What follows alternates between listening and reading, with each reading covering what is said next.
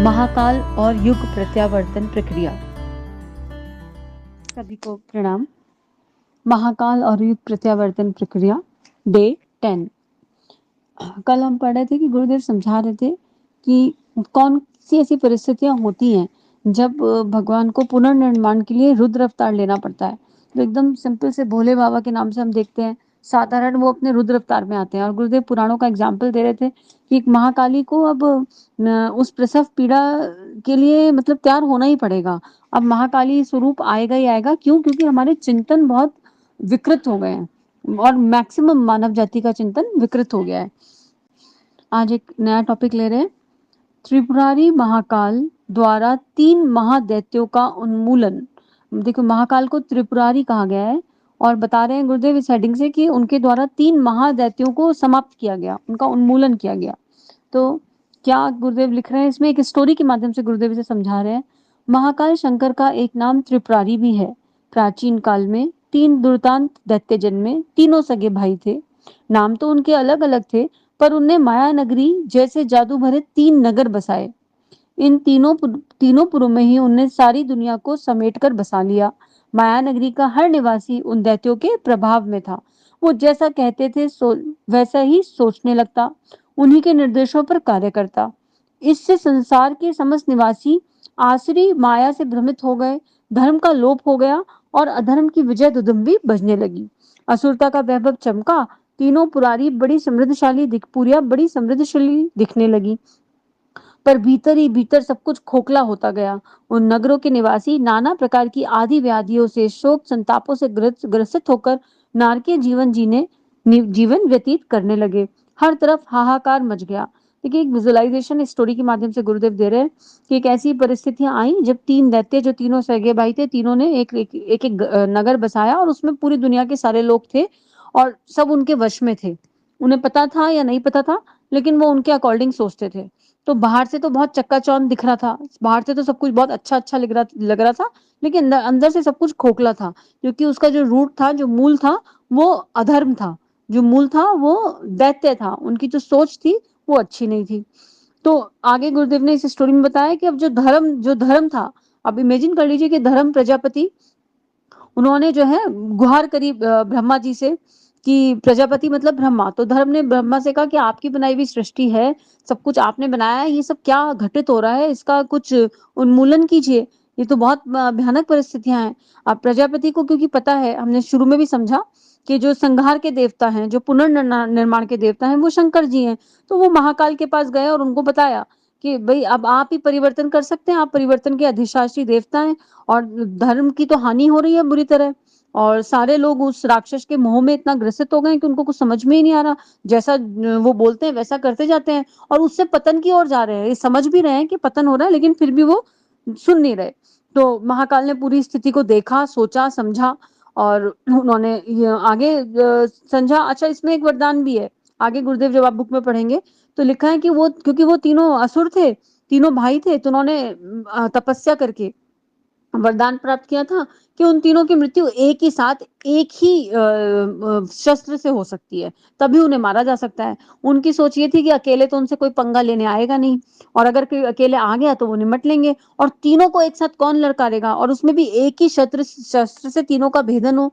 जब शिव जी ने, महाकाल ने सारी परिस्थिति जानी, देखी, समझी, तो उन्होंने सोचा कि अब कुछ तो करना पड़ेगा। तब उन्होंने त्रिशूल का निर्माण किया। अब आप त्रिशूल पे देखते हैं ना, उसके 3 मुख हैं, और उन्होंने अपना त्रिशूल चलाया तो वो जो तीनों राक्षस थे वो एक ही बार में जो है समाप्त हो गए।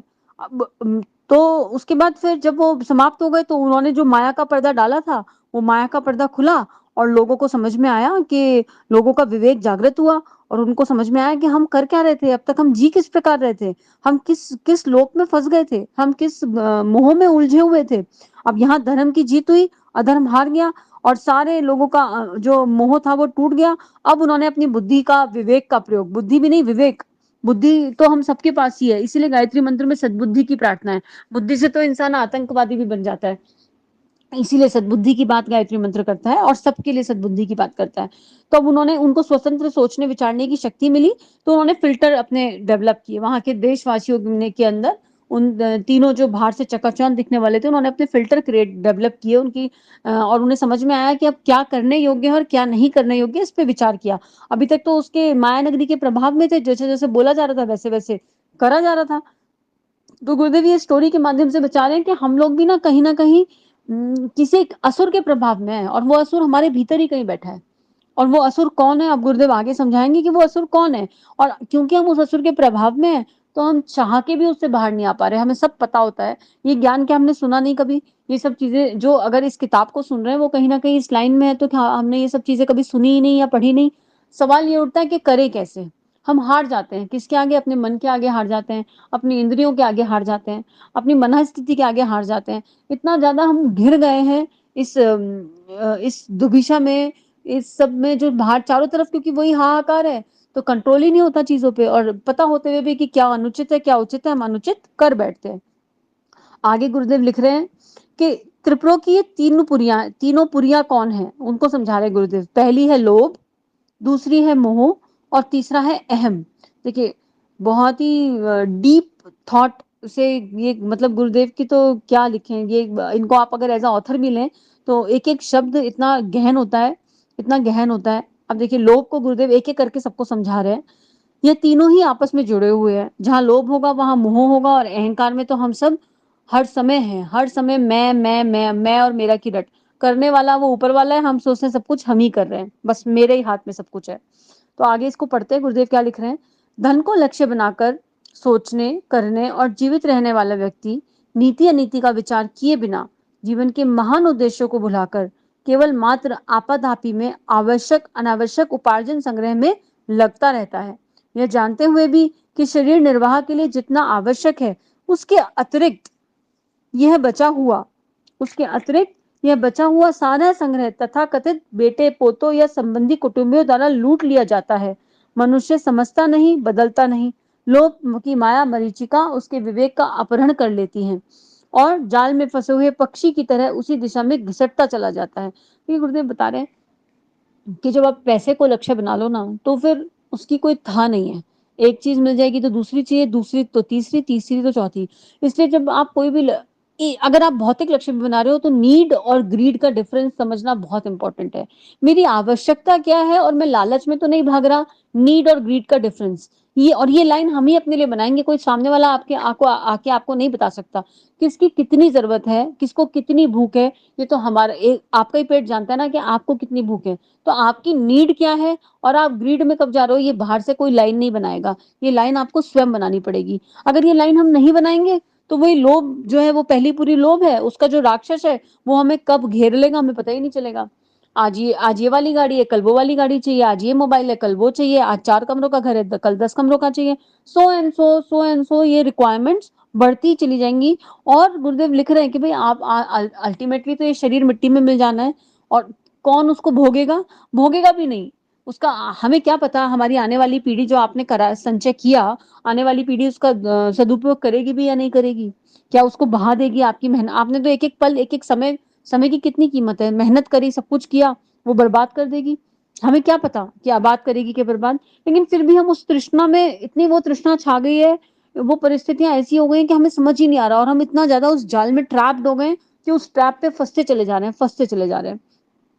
गुरुदेव आगे यही लिख रहे हैं कि कैसी खेदजनक विडंबना है कि मनुष्य मानव जीवन की महत्ता और उद्देश्यों का उपयोग पूर्णतः भूल जाता है, और उस ओर से विमुख बना रहता है। अनावश्यक अर्थ तृष्णा की ललक में मूल्यवान जीवन समाप्त कर देता है। कितना मूल्यवान जीवन है, यही बात गुरुदेव लिख रहे हैं कि ये मानव जीवन इतनी मुश्किलों से मिलता है, और वाकई में कमाने के लिए तो नहीं मिला होगा कि केवल पैसा कमाओ और अंधी भाड़ दौड़ में भागते चले जाओ, कोई सेवा का कार्य नहीं करेंगे। जो हमारे अंदर की प्रतिभा है, उसको पहचान के उसको समाज के हित के लिए नहीं लगाएंगे, सोचेंगे ही नहीं वो सब। हर किसी में कोई ना कोई एक प्रतिभा तो भगवान ने दी है, लेकिन उसको आइडेंटिफाई करने के लिए अपने साथ बैठना तो पड़ेगा ना, थोड़ी देर अपने भीतर झाँकना तो पड़ेगा।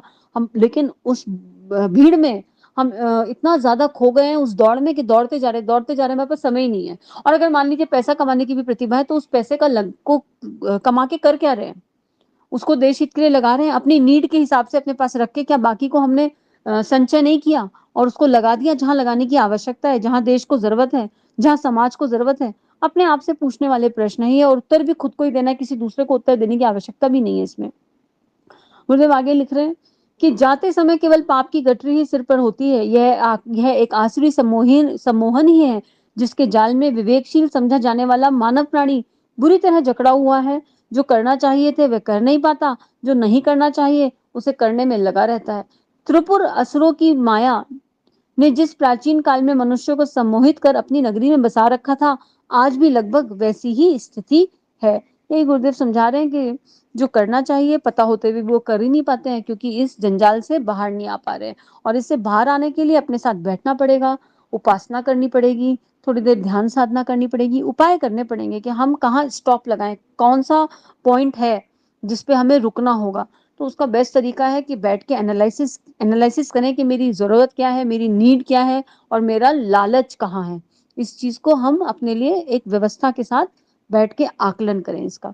आज के लिए इतना ही। कल दूसरे दैत्य की बात करेंगे। त्रिपुरारी बताया ना गुरुदेव ने, 3 दैत्य थे, तो एक एक करके गुरुदेव सबको समझा रहे हैं। तो कल दूसरे की बात करेंगे। और अभी विश्व कल्याण के लिए शांति पाठ। ओम शांति शांति शांति सर्वरिष्ट सुशांतिर भर्वतु।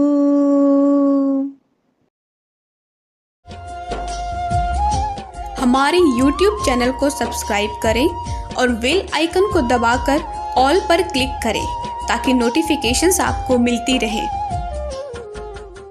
गुरुदेव हमारे शिव शंकर वरदाई।